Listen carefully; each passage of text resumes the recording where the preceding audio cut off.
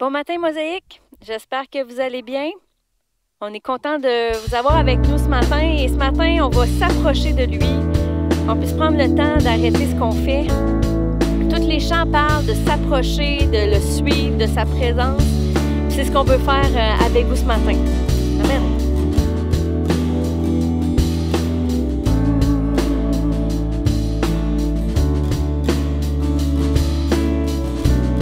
Tu m'as donné le goût de vivre, la force de continuer. Je sais que maintenant je suis libre. Je veux le raconter. Je sais que sans toi je suis vide. Rien ne peut me combler. Ces illusions d'un monde arrivent. Je veux m'en détourner, sachant que tu es là. Je m'appuie sur tes promesses jusqu'au bout. Je veux te suivre jusqu'au bout. Je veux te suivre jusqu'au bout. Je veux te suivre jusqu'au bout. Je veux te suivre.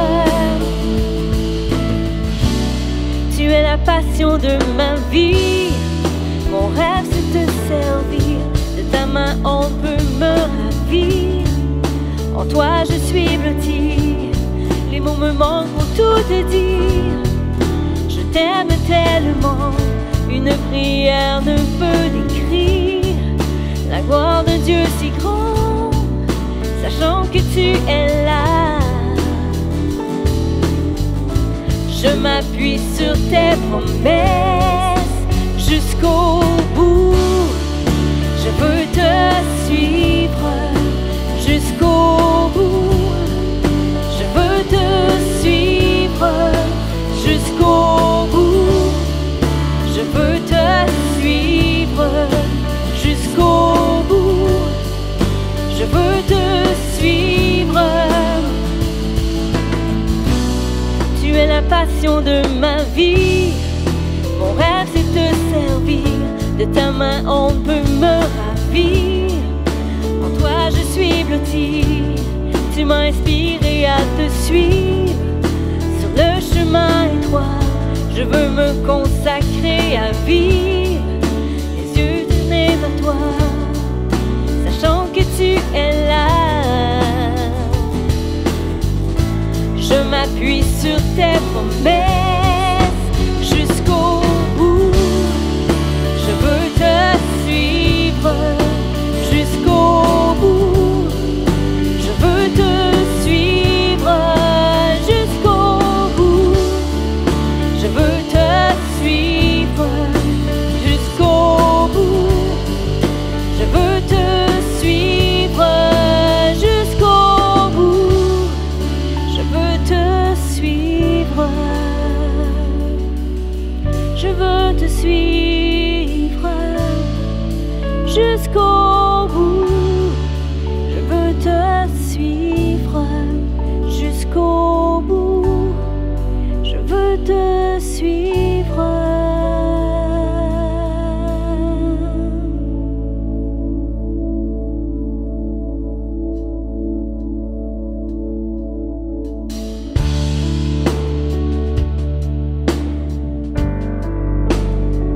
Je veux te suivre jusqu'au bout. Je veux te suivre.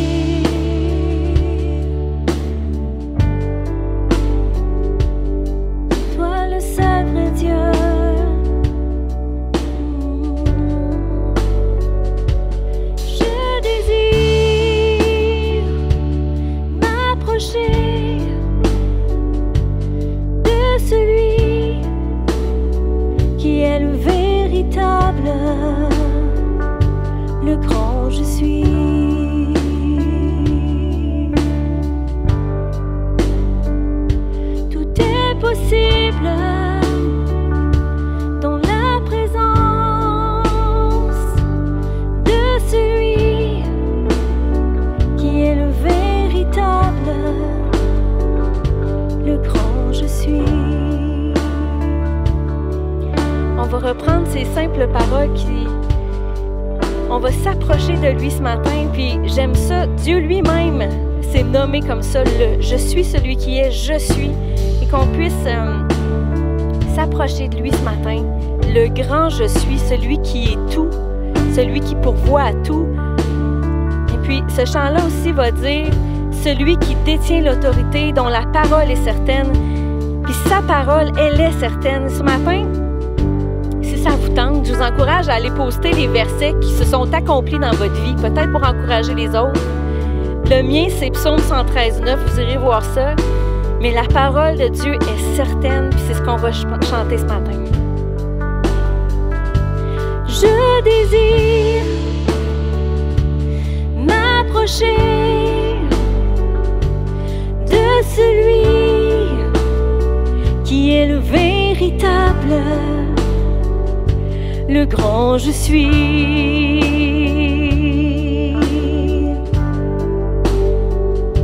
Tout est possible dans la présence de celui qui est le véritable, le grand je suis. Oh.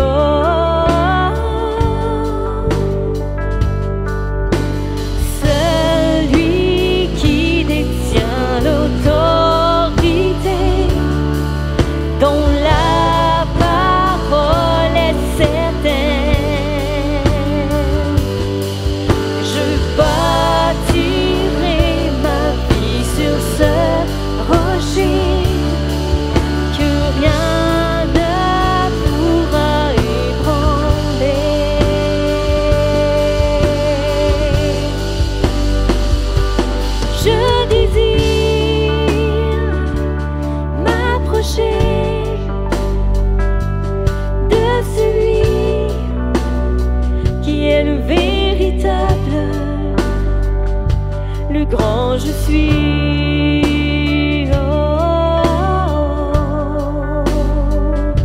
tout est possible dans la présence de celui qui est le véritable,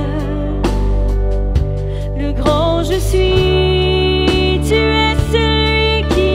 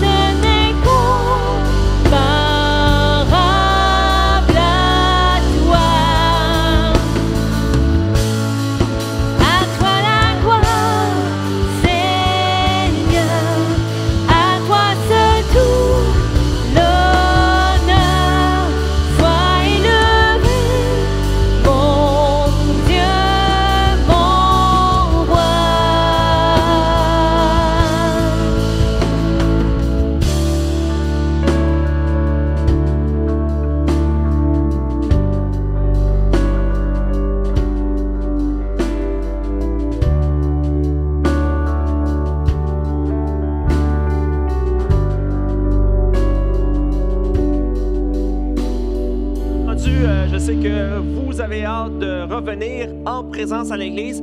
Soyez à l'affût sur Facebook également, notre liste de diffusion. Lorsque le moment sera venu, on va vous l'annoncer avec plaisir d'avance. On veut espérer que ça s'en vient bientôt. Sinon, par contre, on est très content de pouvoir avoir la jeunesse les vendredis soirs qui est redébutée à Mosaïque, à Saint-Sauveur, ainsi qu'il y a certains groupes éléments qui ont décidé de revenir à l'Église. Donc, c'est possible de pouvoir être à l'Église de cette façon. Alors, on vous invite à participer, peut-être un groupe élément juste pour être capable de commencer à réintégrer physiquement l'Église. Sinon, vous pouvez, il y a la distribution de paniers alimentaires qui se poursuit. Les informations sont sur notre page Facebook. Donc, si vous connaissez quelqu'un qui est dans le besoin, ça va nous faire plaisir. C'est tout à fait gratuit. Sinon, on veut vous remercier pour votre générosité et continuer à nous soutenir via Canadon ou par virement. Donc, c'est tout pour les annonces ce matin. Alors, j'espère que vous avez apprécié le moment de louange et nous poursuivons ce matin notre série « Vous êtes ici ». La semaine dernière, on a parlé de justement où on se retrouve, là où on est dans notre vie, notre ici, notre moment à nous. Des fois, c'est difficile de voir que Jésus est avec nous, que Dieu, la présence de Dieu est avec nous. Et c'est un peu ce qu'on a regardé, comment est-ce que Dieu est présent dans notre moment bien à nous, notre ici. Ce matin, on poursuit cette série et ce qu'on va regarder un peu, c'est où on est, où vous êtes dans votre ici. On a chacun notre moment où on est en tant qu'individu, en tant que personne, en tant qu'être humain. Notre personnalité, notre identité, là où on est présentement.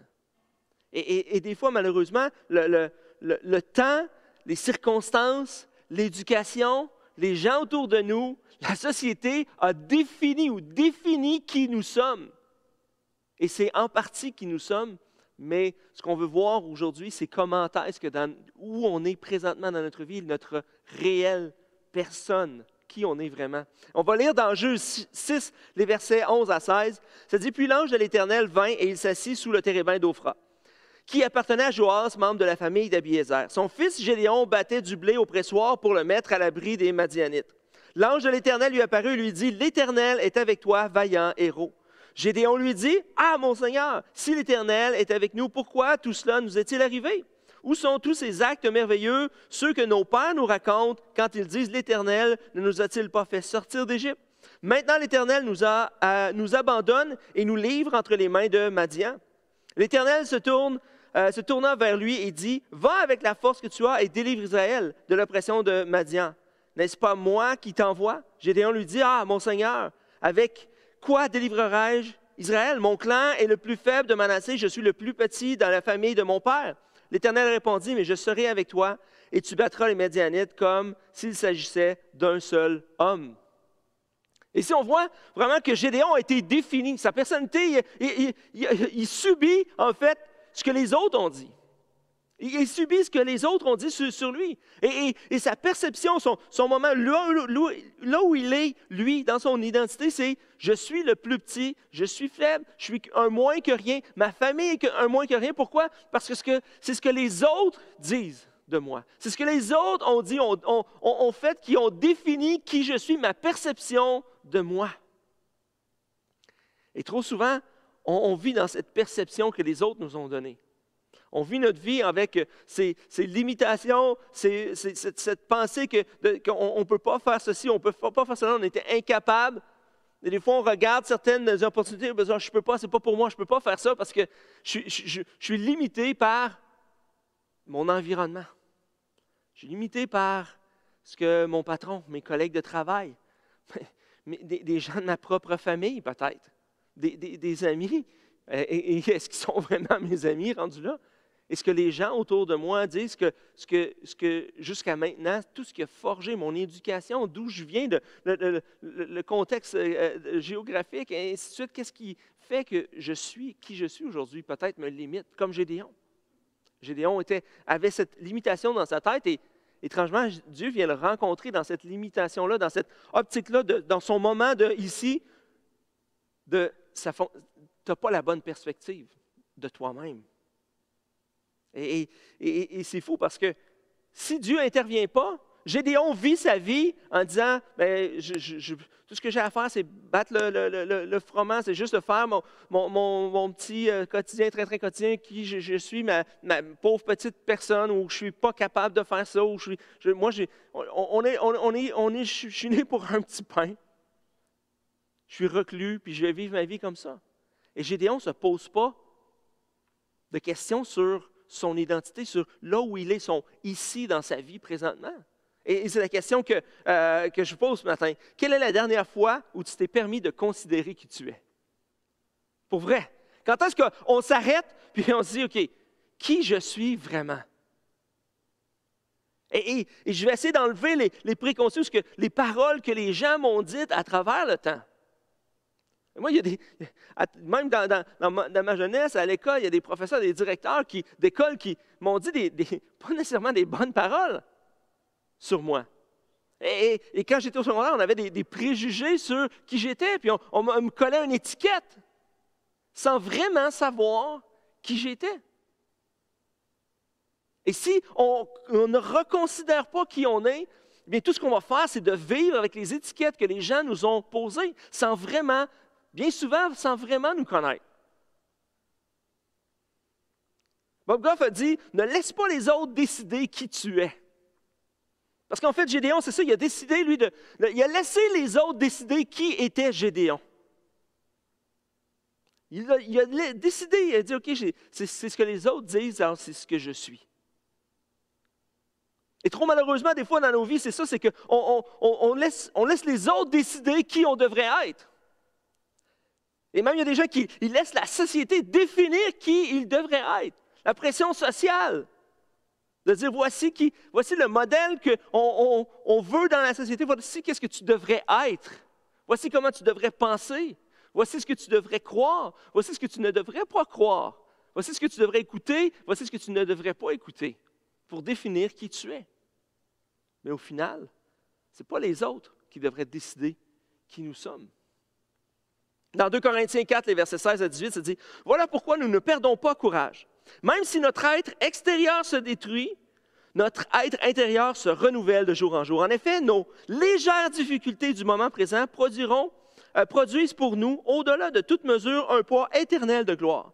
Ainsi, nous regardons non pas à ce qui est visible, mais à ce qui est invisible. Car les réalités visibles sont passagères et les invisibles sont éternelles. » Gédéon était attaché aux réalités visibles. Ce qu'il voyait de ses yeux, ce qu'il entendait de ses oreilles. Et jamais il a décidé de reconsidérer qui je suis et d'aller vers Dieu pour poser la question, « Seigneur, qui je suis vraiment en toi? » Et c'est jusqu'au moment où Dieu est intervenu. Et Dieu a changé la donne parce qu'il dit, « Hey, Gédéon, vaillant héros! » Voyons donc, personne, tu te trompes de personne, c'est pas moi, il n'y a personne qui m'a jamais appelé vaillant héros. Mais parce que Dieu, sa business, c'est dans l'invisible. Et nous, on focus tout le temps, souvent, dans le visible. Et on définit notre personnalité, notre identité avec le visible, mais pas avec l'invisible. Et c'est bon de revenir à Dieu et dire qui je suis en toi. Et de laisser Dieu nous définir. Comme il l'a fait avec Gédéon, de dire non, tu n'es pas l'étiquette que tu portes, qui est comme ton empreinte à l'intérieur de toi, que tu es le plus faible, que tu ne peux pas ci, que tu ne peux pas ça, que c'est impossible, que tu ne seras pas. Moi, ce n'est pas ça que je vois. Moi, je ne vois pas comment les autres t'ont défini. Moi, je te vois comme je t'ai créé.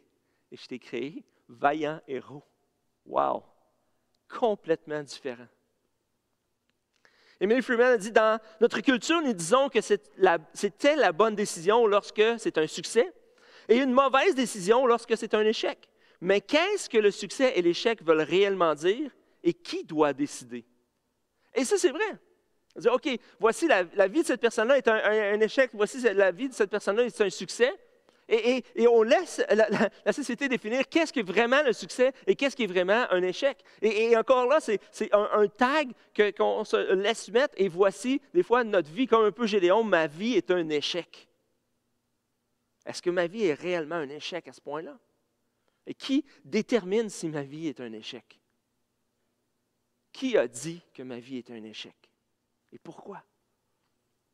Dans Colossiens 3, les versets 9 à 12, ça dit « Ne vous mentez pas les uns aux autres, car vous vous êtes dépouillés du vieil homme et de ses manières d'agir. Vous avez revêtu l'homme nouveau qui se renouvelle pour parvenir à la vraie connaissance, conformément à l'image de celui qui l'a créé.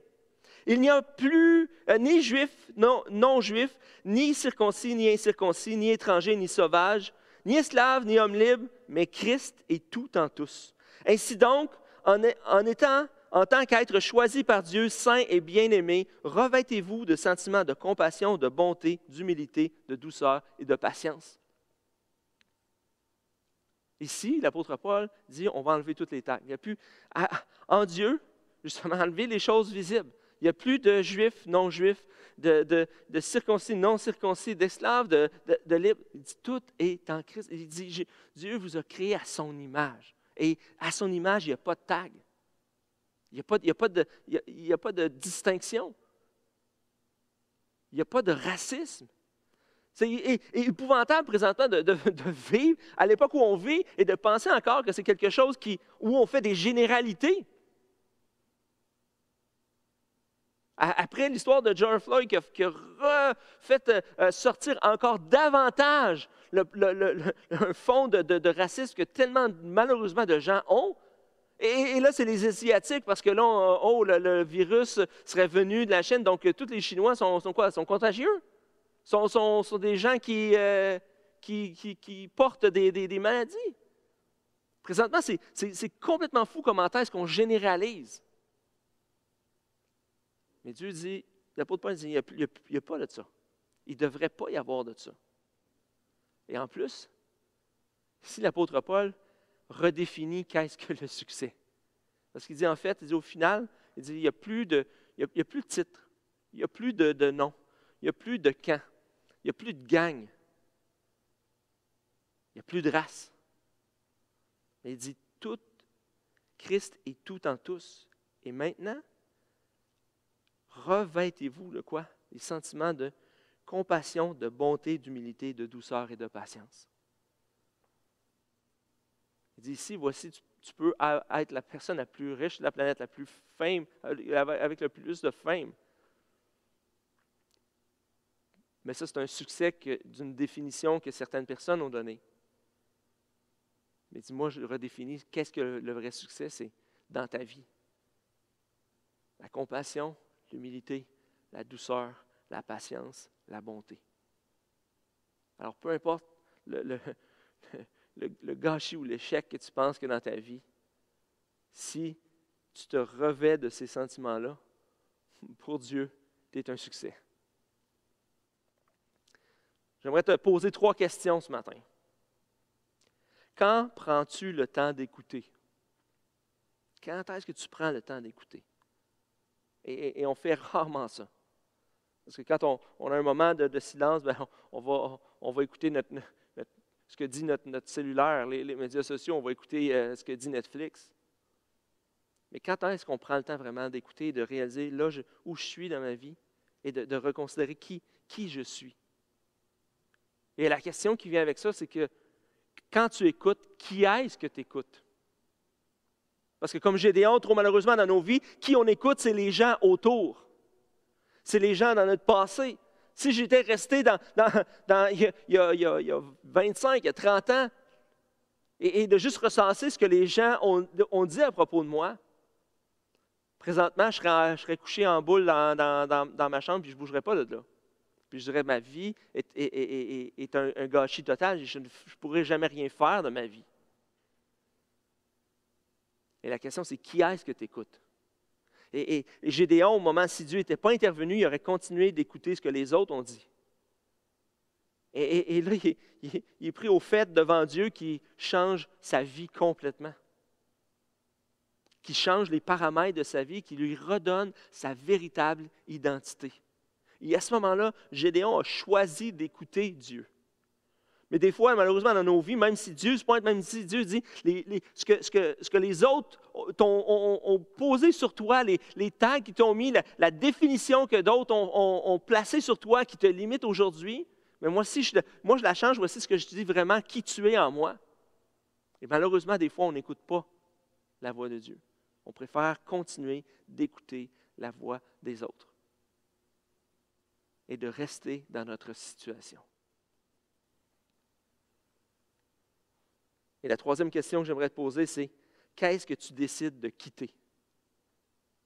C'est quoi? De quitter? Parce que lorsque on réalise vraiment, OK, Seigneur, qui je suis en toi, ça veut dire qu'il y a des changements qui vont devoir s'imposer dans ma vie. Je ne pourrai plus continuer d'agir comme j'agissais, de penser comme je pensais sur ma vie.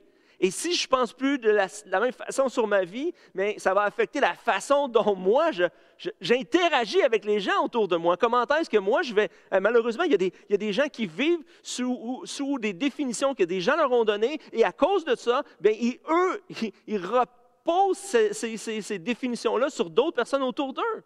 Et le mal se perpétue. Parce que le mal reste rarement juste à l'intérieur. Il finit par ressortir sur d'autres personnes autour de nous. Alors, qu'est-ce que je décide de quitter? Laisse-moi te proposer quelques trucs. Parce que, en fait, quand on parle du mot « quitter », souvent, c'est un signe de faiblesse. C'est un lâcheux en bon québécois. Tu es un lâcheux, tu quittes, tu arrêtes, et tu es un pas bon. Et là, il vient avec le mot « échec ». Laisse-moi te proposer ce matin que de quitter n'est pas nécessairement un signe de faiblesse. Et que peut-être, là où tu réalises dans le moment où tu te trouves présentement, que tu laisses Dieu venir dans ta vie et qui te dit vraiment qui tu es en lui, et que tu réalises que malheureusement, il y a certains éléments de ta vie que tu les vis à cause des autres. Tu as besoin de quitter des trucs. Peut-être que tu as besoin de quitter la colère. Tu as besoin de quitter la peur. Tu as besoin de quitter, de vivre la vie de quelqu'un d'autre, parce que malheureusement, trop souvent, des fois, on voudrait vivre la vie de quelqu'un d'autre, ou on essaie de vivre la vie de quelqu'un d'autre. De quitter, de prétendre ce que tu n'es pas vraiment. Quitter, de prétendre ce que tu n'es pas vraiment, pour être vraiment la personne que Dieu t'a créé à être. Quitte d'avoir peur de ce que les autres pensent. Quitte le blâme. Quitte le mensonge. Quitte le surmenage. Et quitte, je te laisse à toi, personnellement, savoir qu'est-ce que tu as à quitter. Parce qu'en fait, lorsque Dieu est intervenu dans la vie de Gédéon et lui a dit « Vaillant héros, il va avec la force que tu as, je vais être avec toi. » Gédéon a dû faire le choix à ce moment-là de quitter la vie dans laquelle il était présentement.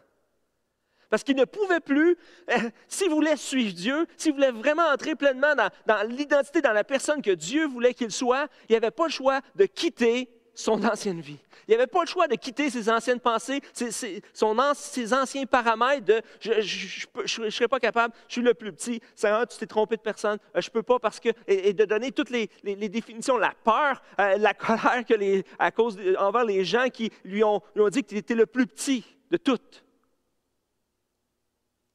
De quitter le blâme, de quitter justement cette idée-là de je ne vis pas vraiment ma vie, je vis la vie de quelqu'un d'autre parce que je n'ai pas le choix, on m'a dit que c'est comme ça que je devrais la vivre. Je prétends être quelqu'un que je ne suis pas.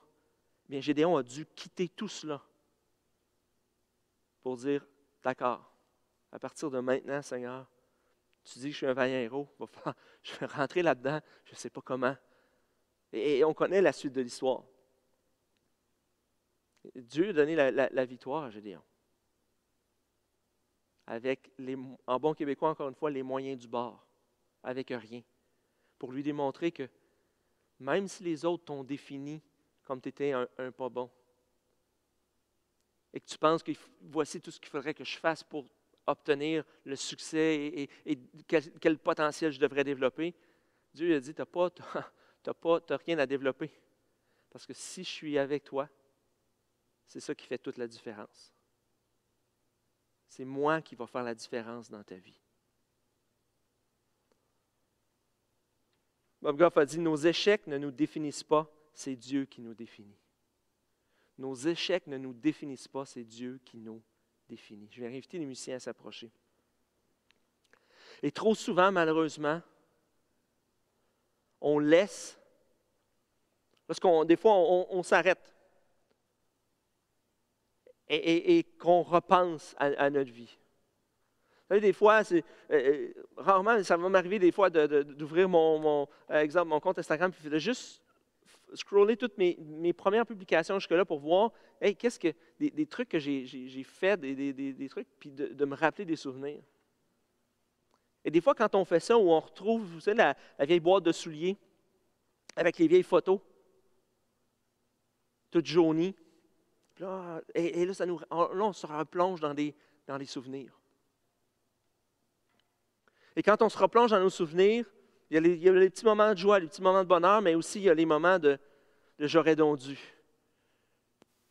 Les moments où on réalise que ça, je l'ai manqué, j'ai fait un échec. Et malheureusement, des fois, en plongeant dans ça, on laisse les échecs nous définir. Comme nous arrêter dans le temps où notre ici se termine ici. Il n'y aura pas d'après, je suis coincé là. Et un peu comme Gédéon, si Dieu n'était pas intervenu, il aurait été encore à faire la même petite rengaine et à juste penser je suis le plus petit de toute ma famille est la plus petite du village et on ne fera jamais rien de bon. Il aurait été coincé dans ça. Et malheureusement, des fois, on est coincé dans notre identité, dans notre ici, notre moment. Pourquoi? Parce qu'on laisse les autres, on laisse les échecs, on laisse le passé nous définir. Au lieu de dire, Seigneur, en toi, qui je suis? Qui dis-tu que je suis? Ce qui va changer mon ici et mon demain. Je termine avec ceci. Emile Freeman a dit, refuse la tentation de croire que tu as besoin d'attendre pour un nouvel emploi, de nouvelles circonstances de vie ou de nouveaux paramètres. Être ce que tu es vraiment, peu importe les circonstances de ta vie, et ce que tu as de besoin pour relâcher l'art pour laquelle tu as été créé. Réponds à Dieu où tu es, comme tu es. Et des fois, on reste là où on est. Pourquoi? Parce qu'on attend. Des fois, j'ai tellement entendu dire, OK, bien, là, la journée où je vais gagner tel salaire, ou la journée où je vais avoir telle promotion, ou la journée où je vais avoir une maison, la journée où je vais être marié, la journée où je vais avoir des enfants, la journée où je vais avoir un nouvel emploi, la journée où je vais... C'est là où tout va changer. Mais en fait, c'est un peu comme Gédéon. Gédéon attendait qu'il ne sait pas trop qu'il allait arriver quelque chose. Mais Dieu n'est pas venu rencontrer Gédéon au moment où il était dans son pic de vie, où tout allait bien, puis qu'il était comme, wow, écoute, je t'ai choisi Gédéon parce que tu es un chef de file d'entreprise, de toute évidence. Tu as tous les atouts et les acquis pour faire partie de l'équipe de Dieu. Il est venu le rencontrer dans la platitude de sa vie, je dirais, la banalité de sa vie. Un ici moche. Un ici comme personne ne veut de ce ici-là. Il n'y a personne qui envie la vie de Gédéon pour dire « Wow! J'aurais voulu être à la place de Gédéon. » Je ne connais pas personne qui a dit « Oh wow! » À ce moment-là, « Wow! Quelle vie de rêve! » Mais non, Dieu est venu le rencontrer là. Dans sa platitude. Dans son ici qui n'était pas envieux de personne. Parce que le moment qui peut changer mon ici, c'est juste d'inviter Dieu à venir. À être honnête avec lui et dire bon, qui je suis vraiment. Et c'est quoi le demain pour moi? C'est quoi la prochaine étape pour moi? Gédéon a dû se bouger. OK, j'ai pas tous les paramètres, j'ai pas toutes les qualifications, j'ai même pas, tu me donnes des flambeaux, des cruches, des trompettes pour battre une armée. Je suis comme, come on, j'ai pas les ressources pour faire ça. Gédéon m'a pas dit, ben, écoute, là, rendu là, moi, voici ce que ça me prend, là, papier pour step up, là, on va ça me prend des chars blindés, là. Ça me prend du nucléaire, ça me prend quelque chose, on va les raser avec ça. Il a dû accepter le fait que il faut juste que j'y aille. Je peux pas attendre, c'est maintenant. Et c'est un peu ça que Dieu veut qu'on réponde à lui maintenant. Pas quand on va être notre meilleur, pas quand on va obtenir ceci ou cela. Là où on est maintenant. Prions ensemble, Seigneur. On vient devant toi et merci d'être ce Dieu, Seigneur, qui vient nous rencontrer dans la banalité et la platitude des fois de nos vies. Là où on trouve que peut-être on ne sert pas à grand-chose, on n'est pas grand-chose, Seigneur, parce qu'on n'a pas une bonne perspective, une bonne vision de nous-mêmes. Et peut-être malheureusement que le passé des gens autour de nous ont défini là où on est et ce qu'on pense. Puis on a besoin de t'écouter, Seigneur, de s'arrêter de t'écouter et de choisir qu'est-ce que je dois quitter pour avancer avec toi dans la personne que tu m'as créée à être. Et pour ça, Seigneur, je te remercie.